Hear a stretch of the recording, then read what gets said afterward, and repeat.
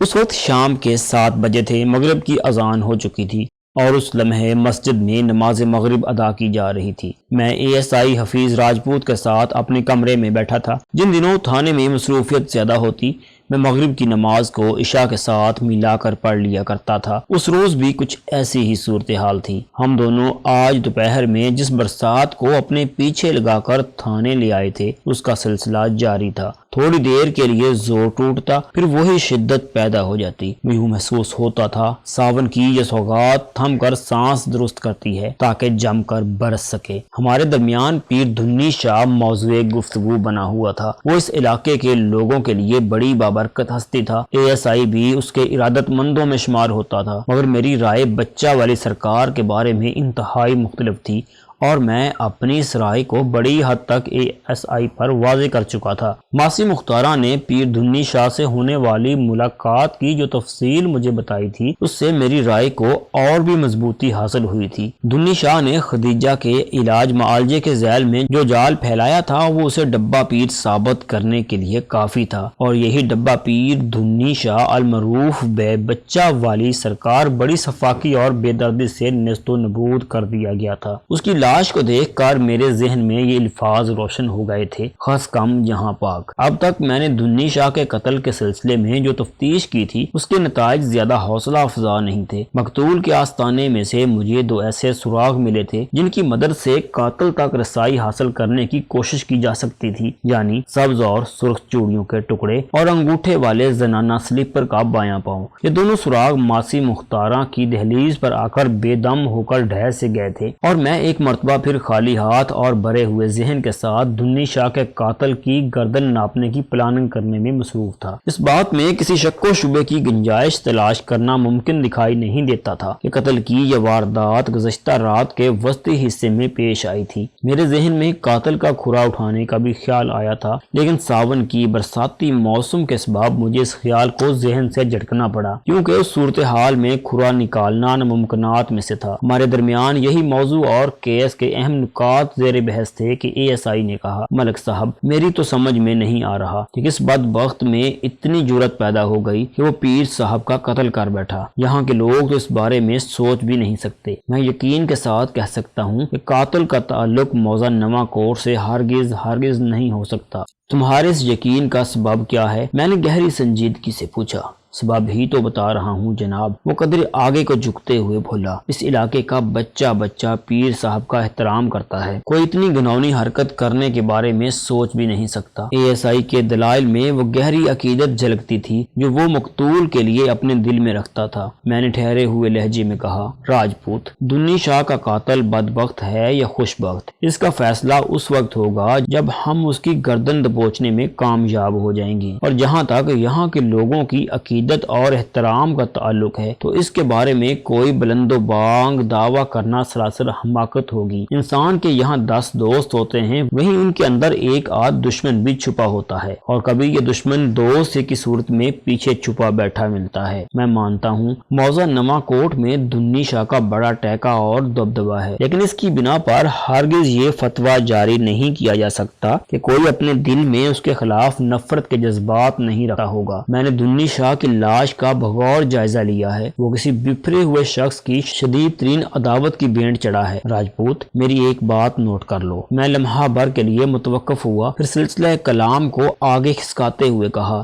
دھنی شاہ کا قاتل ہمیں نواں کوٹ ہی سے ملے گا، اور مجھے یقین ہے قاتل نے اس واردات سے پہلے اچھا خاصا ہوم ورک بھی کیا ہے۔ اسے اچھی طرح یہ بات معلوم تھی کہ گزشتہ رات دھنی شاہ آستانے پر اکیلا ہی ہوگا۔ اوہ! ASI نے چونکتے ہوئے ایک طویل سانس خارج کی، پھر اضطراری لہجے میں بولا، آپ بالکل ٹھیک کہہ رہے ہیں ملک صاحب، واقعی یہ تو بڑا اہم نکتہ ہے۔ حاجی صاحب کو کل ہی پیر صاحب نے کہیں روانہ کیا، اور کل رات ہی قاتل کو اپنا کام کرنے کا موقع مل گیا۔ اس کا مطلب ہے قاتل حاجی صاحب کی روانگی سے بخوبی آگاہ تھا۔ اس نے ایک لمحے کا توقف کر کے افسوسناک انداز میں گردن ہلائی، پھر بوجھل آواز میں بولا، کاش پچھلی رات حاجی صاحب آستانے پر موجود ہوتے تو قاتل اپنے کمینے مقصد میں کامیاب نہ ہوتا۔ میں نے کہا، ایسی صورت میں وہ ٹرائی ہی نہ کرتا، پھر کامیابی اور ناکامی کا کوئی سوال ہی پیدا نہ ہوتا۔ وہ تھوڑی دیر تک اسبات میں سر ہلاتا رہا، پھر الجھن زدہ لہجے میں بولا، ملک صاحب ایک بات سمجھ میں نہیں آ رہی۔ کون سی بات؟ میں نے اس کے رکتے ہی پوچھ لیا۔ چلو ٹھیک ہے، وہ وضاحت کرتے ہوئے بولا، سلیپر کا مسئلہ تو ماسی مختارہ کی وضاحت نے حل کر دیا، لیکن ہمیں آستانے کے اندر سے ٹوٹی ہوئی چوڑیوں کے یہ ٹکڑے ملے ہیں، وہ تو اسی طرف اشارہ کرتے ہیں کہ گزشتہ رات کوئی عورت آستانے کے اندر پہنچی تھی۔ وہ عورت کون ہو سکتی ہے؟ اس عورت کی تلاش مجھے بھی ہے، میں نے بڑی رسان سے جواب دیا۔ اگر وہ عورت قاتل نہیں تو کم از کم قاتل تک ہماری رہنمائی ضرور کر سکتی ہے، اور یہاں تک سلیپر کے ایک پاؤں کا تعلق ہے۔ میں نے تھوڑا توقف کیا، پھر اپنی بات کو مکمل کرتے ہوئے کہا، اس کا مسئلہ حل نہیں ہوا۔ اس بات کا پتہ تو چل گیا کہ وہ خدیجہ کے سلیپر ہی کا ایک گمشدہ پاؤں ہے، لیکن یہ معلوم کرنا باقی ہے کہ مذکورہ سلیپر کھونے کے بعد دوبارہ کیسے نمودار ہو گیا۔ میرا اندازہ بتاتا ہے کہ یہ قاتل کی کوئی چال بھی ہو سکتی ہے۔ کیسی چال ملک صاحب؟ وہ گہری دلچسپی سے میری طرف دیکھنے لگا۔ میں نے کہا، ممکن ہے قاتل نے کسی سوچی سمجھی سازش کے تحت وہ سلیپر چرا لیا ہو اور واردات کی رات اسے آستانے میں پھینک دیا ہو، اس سے وہ خاص قسم کا کوئی تاثر دینا چاہتا ہو۔ میری بات پوری ہونے سے پہلے ہی ASI بول اٹھا، مثلاً یہ تاثر کہ واردات کی رات ماسی مختارہ کی بیٹی خدیجہ آستانے پر پہنچی تھی۔ ہاں ایسا بھی ہو سکتا ہے، میں نے گول مول جواب دیا۔ وہ بولا، اس سے تو یہ ثابت ہوتا ہے کہ قاتل کو خدیجہ یا ماسی مختارہ سے بھی کوئی دشمنی ہے۔ اس کا لہجہ بے حد معنی خیز ہو گیا۔ میرا شک تو ماسی مختارہ کے جمائی اسلم وڑیچ کی طرف جا رہا ہے، اس کا تعلق موضع نواں کوٹ سے بھی نہیں، اور پیر دنی شاہ کے بارے میں اس کے خیالات بھی خاصے مخالفانہ اور گستاخانہ ہیں۔ آپ نے ماسی مختارہ کی زبانی پوری کہانی تو سن ہی لی ہے۔ ASI حفیظ راجپوت نے چٹ منگنی پٹھ بیاہ کے مصداق قاتل تک رسائی کا راستہ کھود نکالا، لیکن میں اس کے خیالات سے کلی طور پر متفق نہیں تھا، اور میں نے اپنی ذاتی رائے کو اس پر مزید واضح کرنا بھی ضروری نہ جانا۔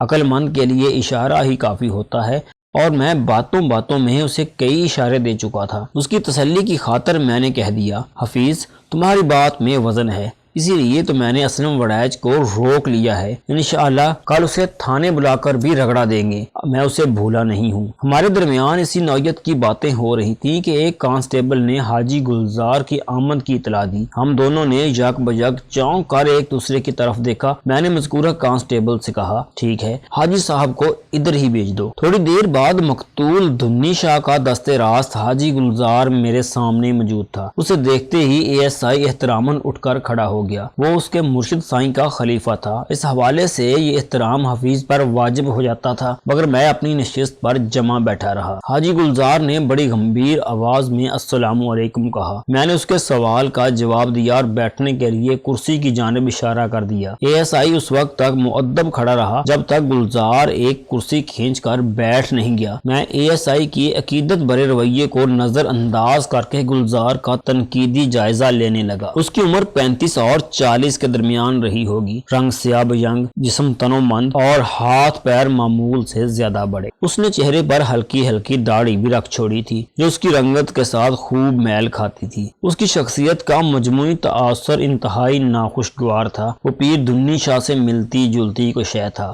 آخر کو اسے مقتول کے نائب ہونے کا اعزاز حاصل تھا۔ گلزار ایک کنگ سائز برساتی اوڑھ کر تھانے پہنچا تھا جو اس نے اتار کر ہاتھ میں پکڑ رکھی تھی۔ میری فرمائش پر اس نے مذکورہ برساتی کو ایک چوبی کرسی پر رکھ دیا اور نہایت ہی گلوگیر آواز میں بولا، تھانے دار صاحب یہ ظلم کیسے ہو گیا؟ میں نے اس کی آنکھوں میں دیکھتے ہوئے کہا، جس علاقے میں ظالم موجود ہوں وہاں ظلم تو ہوتا ہی رہتا ہے۔ یہ بتاؤ تم اس وقت کہاں سے آ رہے ہو؟ اسے میرا طرز تخاطب ناگوار گزرا تو اس کے چہرے کے نقوش ایک خاص زاویے پر بگڑ گئے۔ اس تبدیلی نے اس کی صورت کو مضحکہ خیز انداز میں بھیانک بنا دیا۔ وہ شاید مجھ سے ASI جیسے رویے کی امید باندھے بیٹھا تھا۔ جب انسان کی توقع پوری نہ ہو تو اس کی حالت کچھ ایسی ہی ہو جایا کرتی ہے۔ اس نے خفگی آمیز نظر سے مجھے دیکھا اور میرے سوال کے جواب میں بتایا، مجھے شاہ صاحب نے کل ایک ضروری کام سے کہیں بھیجا تھا، اس وقت میں وہیں سے آ رہا ہوں۔ آستانے پر پہنچ کر پتہ چلا میری غیر موجودگی میں کتنی بڑی قیامت برپا ہو چکی ہے۔ دروازے پر آپ نے سرکاری تالا لگا دیا ہے، اس لیے میں آستانے کے اندر قدم بھی نہ رکھ سکا۔ لوگوں کی زبانی پتہ چلا کہ آپ نے مجھے تھانے بلایا ہے، اس لیے وہاں سے میں سیدھا آپ کے پاس پہنچا ہوں۔ کاش میں شاہ صاحب کو چھوڑ کر نہ گیا ہوتا۔ وہ افسوسناک انداز میں گردن کو جھٹکے دینے لگا، جیسے کسی خاص لفظ کی ضربیں لگا رہا ہو۔ میرا دل جانے کو نہیں چاہ رہا تھا، وہ تو مرشد سائیں کا حکم تھا،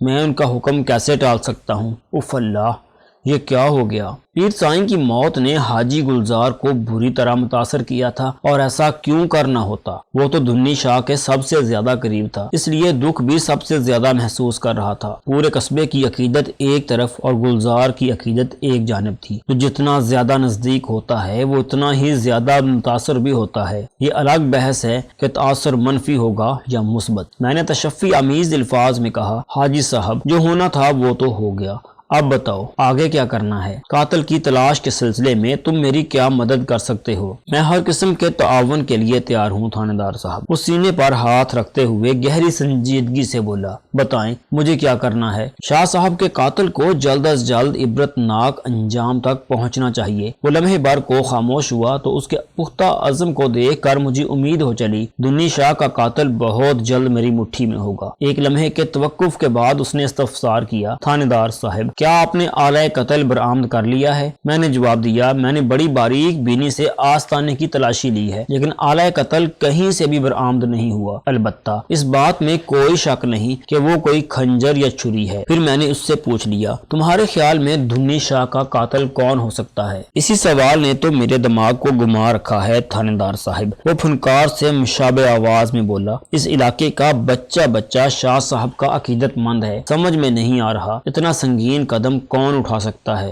ASI حفیظ راجپوت نے بے ساختہ کہا، دیکھ لیں ملک، حاجی جی بھی وہی بات کر رہے ہیں، قاتل اس علاقے کا ہو ہی نہیں سکتا۔ میرا تو مشورہ ہے اسلم وڑائچ کو ابھی یہاں بلاتے ہیں، تفتیش کی چکی میں اسے زبان کھولنے میں زیادہ دیر نہیں لگے گی۔ اسلم وڑائچ یہ کون ہے؟ گلزار نے چونک کر باری باری ہم دونوں کو دیکھا۔ میں نے مختصر الفاظ میں حاجی پر واضح کیا کہ کس سوراخ کی انگلی تھام کر میں ماسی مختارہ کے گھر پہنچا تھا، اور وہاں سے مجھے سلیپر، چوڑیوں اور اسلم وڑائچ کے بارے میں کیا معلومات حاصل ہوئی۔ اس نے پوری توجہ سے میری بات سنی اور بولا، ہاں مجھے کاکی کی جوتی کھو جانے والا واقعہ اچھی طرح یاد ہے۔ مختارہ کی بچی بڑی پریشان تھی، میں نے اسے گھر تک جانے کے لیے اپنے سلیپر دے دیے تھے، لیکن آپ پیر صاحب کے حجرے میں سے ملنے والی چوڑیوں کے جن ٹکڑوں کا ذکر کر رہے ہیں وہ سمجھ میں آنے والی بات نہیں۔ کہیں وہ پراسرار انداز میں چونکا، پھر اپنی بات کو آگے بڑھاتے ہوئے بولا، کہیں یہ قاتل کی کچھ چال تو نہیں؟ ASI صاحب بالکل ٹھیک کہہ رہے ہیں، اسلم وڑائچ کو تھانے بلا کر اگر سختی کی جائے تو کوئی کام کی بات معلوم ہو سکتی ہے۔ یہ بندہ مجھے بھی کچھ ٹھیک نہیں لگ رہا۔ حفیظ راجپوت کی دیکھا دیکھی گلزار بھی بیٹھے بٹھائے اسلم وڑائچ کی مخالفت بلکہ دشمنی پر اتر آیا تھا، اور اس کا ایک خاص سبب بھی تھا۔ وہ دونوں مقتول دھنی شاہ کے فل سائز پنکھے تھے، اور اسلم وڑائچ دھنی شاہ جیسے نام نہاد اور نام جہاد روحانی معالجوں کو نہیں مانتا تھا، بلکہ ان کے سخت خلاف بھی تھا، اور اسی ایک نقطے پر وہ دونوں ٹیون ہو گئے تھے۔ میں نے نہایت ہی ٹھہرے ہوئے لہجے میں کہا، اسلم کو اس وقت تھانے میں بلانے کی ضرورت نہیں، وہ کہیں بھاگا نہیں جا رہا، میں نے اسے نواں کوٹ میں موجود رہنے کا پابند کر رکھا ہے، اگر ضرورت محسوس ہوئی تو کل صبح اسے یہاں بلا لیں گے۔ میرا یہ فیصلہ ان دونوں کو پسند نہ آیا۔ وہ اپنے تئیں بڑی حد تک اسلم وڑائچ کو دھنی شاہ کا قاتل ڈکلیئر کر چکے تھے۔ میری نظر میں بھی وہ شخص بری شک تو نہیں تھا، لیکن میں حالات و واقعات کی کڑیوں کو ایک ترتیب کے ساتھ ملاتے ہوئے آگے بڑھ رہا تھا، اور اس کی زنجیر کی سب سے اہم کڑی مجھے مل نہیں پا رہی تھی،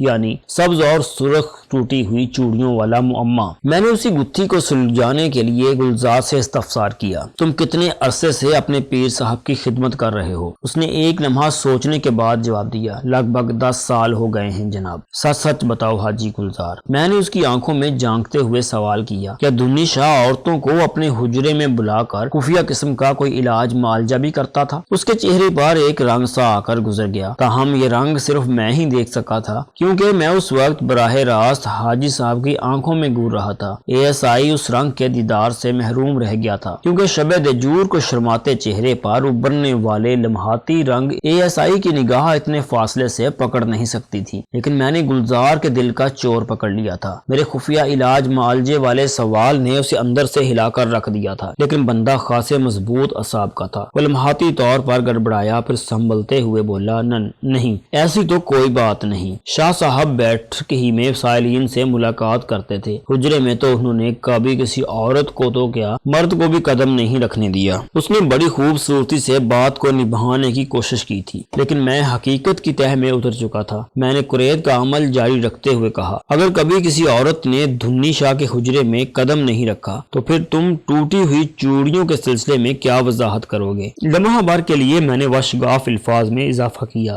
گلزار کہیں تم یہ نہ سمجھنا کہ چوڑیوں کی کہانی میں نے اپنی طرف سے گڑھ لی ہے۔ یہ ASI صاحب بھی وہاں موجود تھے، اگر میری بات کا یقین نہ آئے تو تم ان سے پوچھ سکتے ہو۔ مجھے یقین ہے جناب، بڑی چنگی طرح یقین ہے، وہ خجالت آمیز لہجے میں بولا۔ میرا تو خیال ہے قاتل نے بڑی مکاری سے کام لیا ہے۔ شاہ صاحب کو بدنام کرنے کے لیے اس نے حجرے کے اندر ٹوٹی ہوئی چوڑیاں پھینک دی تاکہ پیر صاحب کی شخصیت کو بٹا لگے اور یہی تاثر لیا جائے کہ کوئی عورت گزشتہ رات ان کے حجرے میں موجود تھی، جس کی وجہ سے انہیں موت کے گھاٹ اتارا گیا۔ ایک حد تک تو تمہاری بات پر بھروسہ کیا جا سکتا ہے، میں نے پرسوچ انداز میں کہا، لیکن سوال اپنی جگہ پر موجود ہے، اس قسم کی چال بازی کون کر سکتا ہے؟ مجھے اس شخص ہی کی تو تلاش ہے، کوئی بڑا ہی نامراد اور بدبخت ہے وہ، حاجی گلزار نے نفرت آمیز لہجے میں کہا۔ میں نے ایک فوری خیال کے تحت پوچھ لیا، حاجی یہ تو بتاؤ پیر دھنی شاہ کے حجرے میں پائپ کی تنصیب کیا معنی رکھتی ہے؟ پائپ کی تنصیب؟ اس نے حیرت بھرے لہجے میں دہرایا، کون سا پائپ؟ شاید وہ میری بات نہیں سمجھ پایا تھا، میں نے وضاحت کرتے ہوئے بتایا، میں اس پائپ کی وضاحت کر رہا ہوں جو حجرے کی جنوبی دیوار میں نصب ہے اور جس پر 5 رنگین دوپٹے ایک خاص ترتیب سے لٹک رہے ہیں، سفید، نیلا، پیلا، سبز اور سرخ۔ وہ گڑبڑاتے ہوئے بولا، وہ دوپٹے شاہ صاحب علاج معالجے کے لیے استعمال کرتے تھے۔ بات ختم کرتے ہی وہ خاص انداز میں نگاہ چرانے کی کوشش کرنے لگا۔ میں اس پائپ اور اس پر لٹکے ہوئے دوپٹوں کو دیکھتے ہی سمجھ گیا تھا کہ دال میں کیا کیا کالا ہے۔ حاجی گلزار کا رد عمل میرے اس اندازے کی تصدیق کر رہا تھا۔ میں نے قدرے سخت لہجے میں استفسار کیا، مثلاً وہ کسی عورت کو اپنے حجرے میں بلا کر اس کے دوپٹے کے رنگ کے عین مطابق ارشاد فرماتے ہوں گے، نیلا دوپٹہ اتار دو۔ اگر وہ عورت دھنی شاہ کی عقیدت میں اندھی ہوئی تو کوئی سوال، کوئی تردد اور کوئی ہچکچاہٹ ظاہر کیے بغیر اپنے سر سے نیلا دوپٹہ اتار دیتی ہوگی۔ اس کے بعد پیر سائیں کو اپنے مذموم مقصد میں بآسانی کامیابی حاصل ہو جاتی ہوگی۔ عقل سے پیدل انسان کسی اندھے بیل کے مانند ہوتا ہے، لاٹھی بردار ہاتھ اسے مرضی کے عین مطابق جدھر چاہے ہانک سکتا ہے۔ اور اگر میں نے سانس لینے کے لیے تھوڑا توقف کیا، پھر طنزیہ انداز کو برقرار رکھتے ہوئے مزید کہا، اور اگر حجرے میں پہنچنے والی عورت کی